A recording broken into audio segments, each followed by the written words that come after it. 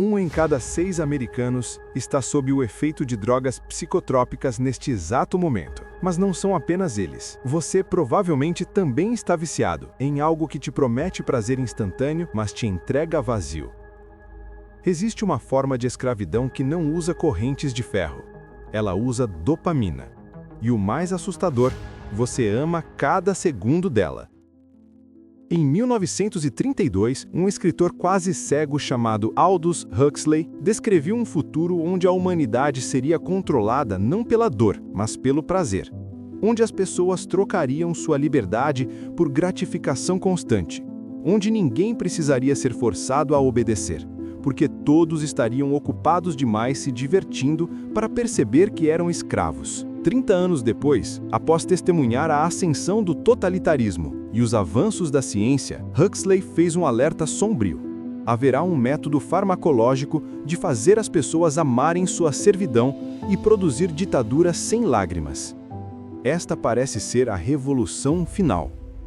Redes sociais que sequestram sua atenção, algoritmos que te conhecem melhor do que você mesmo, comida processada que hackeia seu cérebro, pornografia a um clique de distância, entretenimento infinito que consome seu dia inteiro.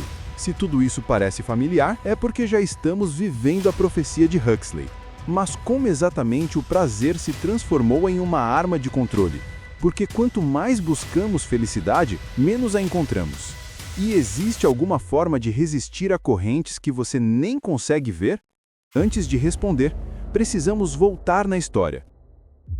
Para entender como um homem nascido em 1894 conseguiu prever com precisão assustadora o tipo de escravidão que nos aprisiona hoje. Aldous Huxley não era apenas um escritor, era um observador meticuloso do comportamento humano, alguém capaz de enxergar padrões que a maioria das pessoas ignorava. Nascido em 1894, na Inglaterra, vinha de uma família repleta de intelectuais. Seu avô era biólogo, seu irmão se tornou um renomado fisiologista, e ele próprio mergulhou fundo na filosofia, na ciência e na literatura. Mas a vida não foi generosa com Huxley. Ainda jovem, quase perdeu completamente a visão por causa de uma doença nos olhos. No entanto, isso não o impediu de se tornar um dos autores mais afiados e provocadores de seu tempo. E talvez tenha sido justamente essa limitação que aguçou sua capacidade de ver além do óbvio. Em 1932, em plena crise econômica mundial e entre duas guerras devastadoras, Huxley publicou Admirável Mundo Novo. O contexto era sombrio. A Primeira Guerra Mundial havia deixado cicatrizes profundas. A quebra da Bolsa de 1929 abalara a economia global e a industrialização estava transformando radicalmente o modo como as pessoas viviam e trabalhavam. Era um tempo de incerteza, mas também de promessas tecnológicas quase messiânicas. E foi observando tudo isso que Huxley fez uma pergunta perturbadora. E se, em vez de sermos oprimidos pela força bruta, fôssemos dominados pelo prazer e pela comodidade? A sociedade que ele criou em Admirável Mundo Novo era assustadoramente funcional. O livro descreve um futuro ambientado no ano 2540, na chamada Era Ford.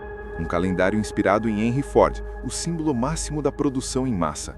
Nesse mundo, a humanidade não nascia mais de forma natural. Bebês eram produzidos em laboratórios e condicionados desde a gestação para ocupar funções específicas. A sociedade era rigidamente dividida em castas, da elite alfa até a classe operária epsilon, cada uma com capacidades e limitações físicas e intelectuais cuidadosamente planejadas. E o mais perturbador, cada pessoa era programada para aceitar seu papel sem questionar. Não existiam família, religião tradicional ou laços afetivos profundos. Tudo isso havia sido substituído por 3 pilares de controle absolutamente eficazes. O primeiro pilar era o soma, uma superdroga que oferecia o que Huxley chamou de férias da realidade. Dependendo da dosagem, estimulava sensações de euforia, provocava alucinações agradáveis ou funcionava como um poderoso auxiliar para o sono.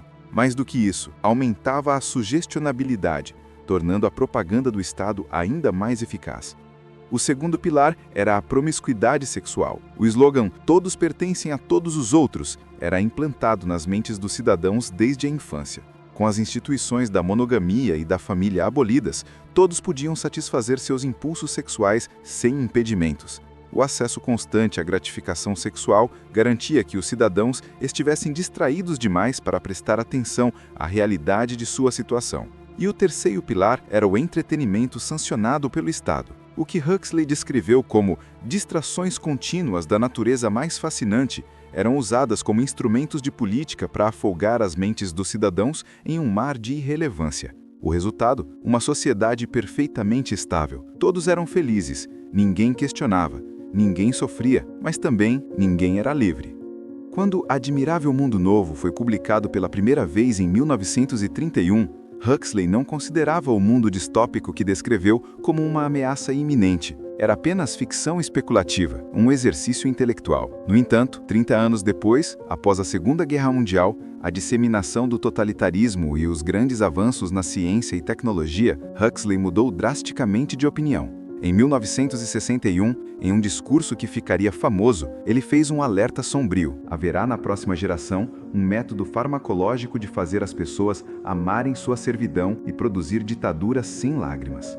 Ele previu sociedades onde as pessoas teriam suas liberdades tiradas, mas prefeririam apreciar isso, distraídas por propaganda e métodos farmacológicos. E concluiu, esta parece ser a revolução final. A diferença entre a distopia de Huxley e a de George Orwell era fundamental. Em 1984, o controle vinha através da dor, da vigilância, da punição. Em Admirável Mundo Novo, vinha através do prazer. Como o próprio Huxley explicou, em 1984, a cobiça pelo poder é satisfeita por infligir dor. Em Admirável Mundo Novo, infligindo um prazer dificilmente menos humilhante. E essa visão estava profundamente conectada a um conceito filosófico antigo, o hedonismo. A palavra vem do grego hedone, que significa prazer. O hedonismo é uma doutrina filosófica que postula que a busca pelo prazer e a evitação da dor são os principais objetivos da vida humana. Suas raízes remontam à Grécia Antiga, ao filósofo Aristipo de Cirene, que no século IV a.C. defendia que o prazer sensorial imediato era a forma mais alta de felicidade. Mas havia nuances importantes. Epicuro, outro pensador grego, trazia uma abordagem mais sofisticada, diferenciando entre prazeres físicos e prazeres da mente.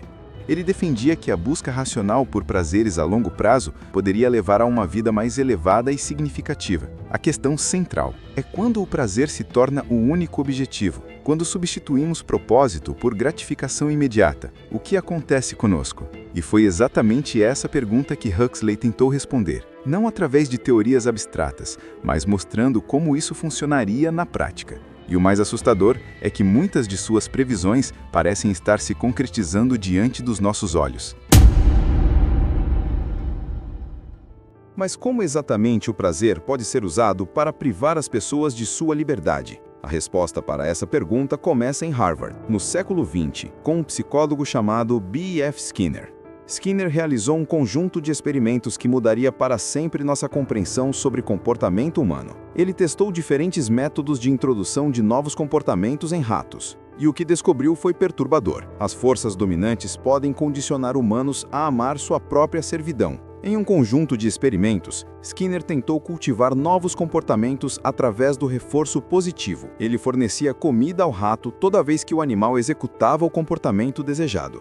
Em outro conjunto, ele tentou enfraquecer ou eliminar certos comportamentos, através da punição, desencadeando um estímulo doloroso quando o rato realizava algo indesejado. Os resultados foram reveladores. A punição acabava temporariamente com comportamentos indesejáveis, mas não removia a motivação do animal para se envolver neles no futuro. O comportamento punido, escreveu Skinner, provavelmente reaparecerá depois que as consequências punitivas forem retiradas. Por outro lado, os comportamentos condicionados pelo reforço positivo eram muito mais duradouros e levavam a mudanças de longo prazo nos padrões comportamentais do animal. Huxley estava familiarizado com os experimentos de Skinner e entendia perfeitamente suas ramificações sociopolíticas. Ele previu o surgimento do que chamou de oligarquia controladora, que conduziria experimentos semelhantes em seres humanos para condicionar a docilidade e minimizar o potencial de inquietação civil. Mas a visão mais assustadora veio do próprio Skinner. Em seu livro Walden 2, ele escreveu: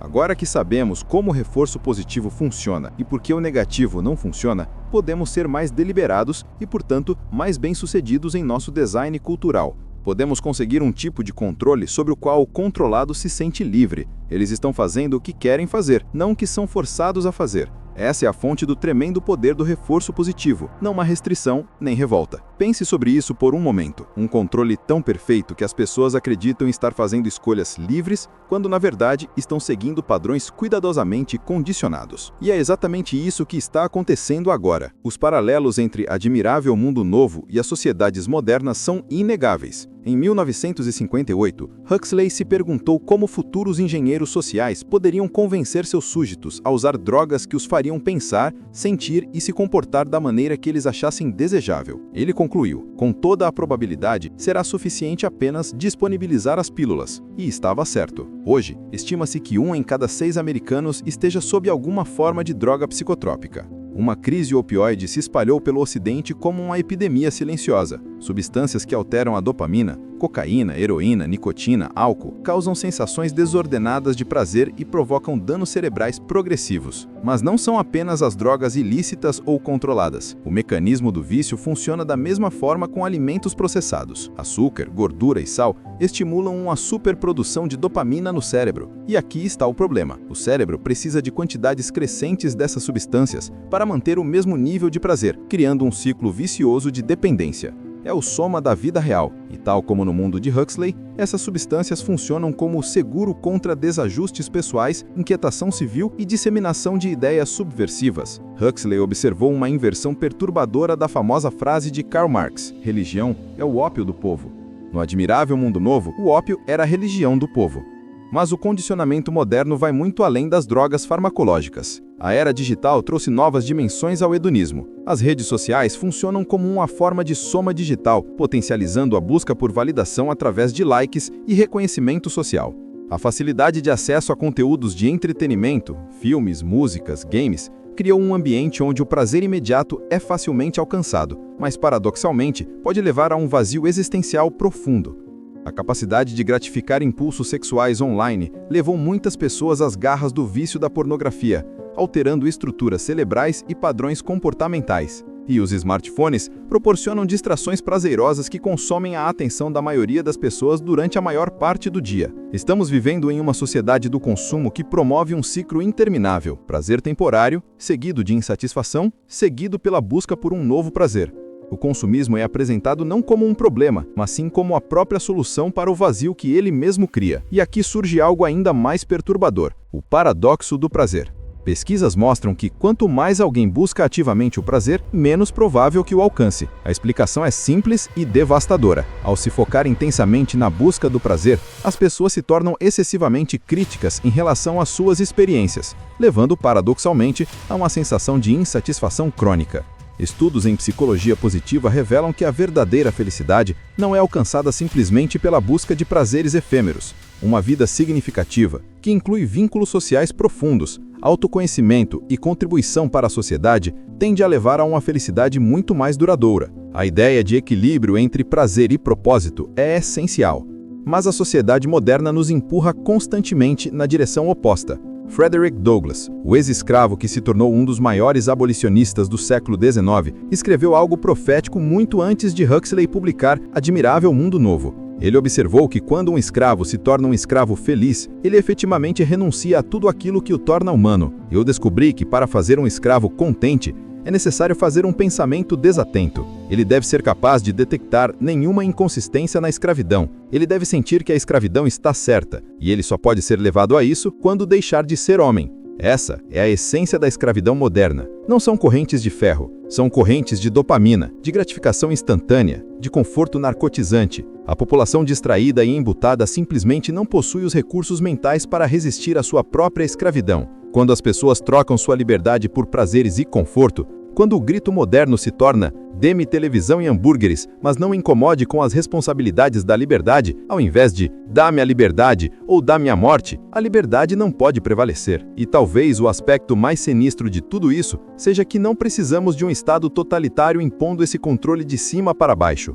Até que ponto essas diversões são intencionalmente impostas a nós e até que ponto são respostas espontâneas à demanda do consumidor não está totalmente claro. Mas seja qual for a resposta, a realidade é devastadora. Uma população distraída e entropecida simplesmente carece de recursos mentais para resistir à escravidão. O tipo de condicionamento social que Huxley alertou só se tornará mais refinado e eficaz à medida que as tecnologias avançam e mais conhecimento é obtido sobre como prever e controlar o comportamento humano. Cada vez mais dados são coletados sobre nossos padrões, preferências e vulnerabilidades. Algoritmos aprendem a nos conhecer melhor do que nós mesmos nos conhecemos. Estamos sendo condicionados, dia após dia, para amar nossa servidão. E a maioria de nós nem percebe.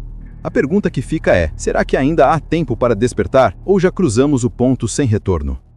O futuro que Huxley imaginou em 1932 não está mais no futuro, ele já chegou. Os paralelos entre Admirável Mundo Novo e a sociedade atual são impossíveis de ignorar. Quando Huxley escreveu em 1958 sobre como engenheiros sociais do futuro convenceriam as pessoas a tomar drogas que as fariam pensar, sentir e se comportar de maneira desejada, ele concluiu que bastaria disponibilizar as pílulas, e estava absolutamente certo. Não foi necessária nenhuma imposição governamental violenta. Bastou criar a oferta, a demanda veio naturalmente. Seja por meio de drogas psicotrópicas prescritas por médicos, seja através de algoritmos que sequestram a nossa atenção, seja pela gratificação sexual instantânea disponível a um clique, seja pelo consumo desenfreado que promete felicidade, mas entrega apenas vazio, estamos vivendo a profecia de Huxley. E aqui está a verdade mais dura. Uma população distraída e embotada simplesmente não possui os recursos mentais necessários para resistir à sua própria escravidão. Se as tendências atuais continuarem, Huxley previu que a humanidade seria dividida em dois grupos. Haverá aqueles que acolhem sua servidão prazerosa, que se tornam escravos felizes, perfeitamente adaptados às suas correntes invisíveis. E haverá aqueles que escolhem resistir para reter não apenas sua liberdade, mas também sua humanidade. Porque à medida que as tecnologias avançam e mais conhecimento é obtido sobre como prever e controlar o comportamento humano, o tipo de condicionamento social que Huxley alertou só se tornará mais refinado, mais eficaz, mais imperceptível. Mas resistir é possível, e começa com um despertar, com o reconhecimento dessas correntes invisíveis que nos prendem. O que Huxley e os pensadores sobre hedonismo nos ensinam é que existe uma diferença fundamental entre prazer e felicidade, entre gratificação imediata e satisfação duradoura. O hedonismo consciente não rejeita o prazer, mas o coloca em seu devido lugar, como parte de uma vida equilibrada, não como o objetivo central da existência. Isso significa apreciar plenamente os prazeres, mas com reflexão sobre as escolhas que fazemos. Significa evitar excessos e a busca desenfreada por prazeres efêmeros, optando por experiências que tragam verdadeira satisfação e significado.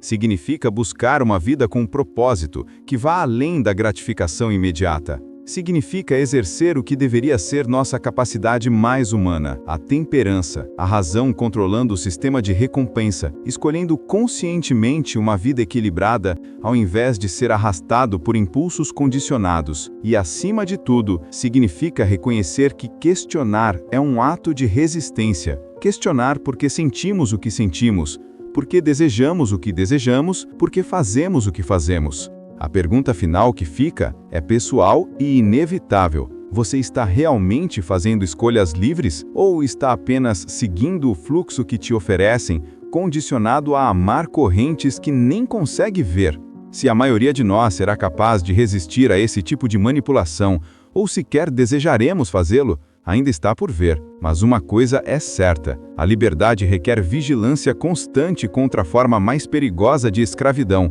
aquela que se disfarça de prazer, de conforto, de felicidade garantida. Porque, como Goethe nos alertou há quase 200 anos atrás, ninguém é mais irremediavelmente escravizado do que aqueles que falsamente acreditam estar livres.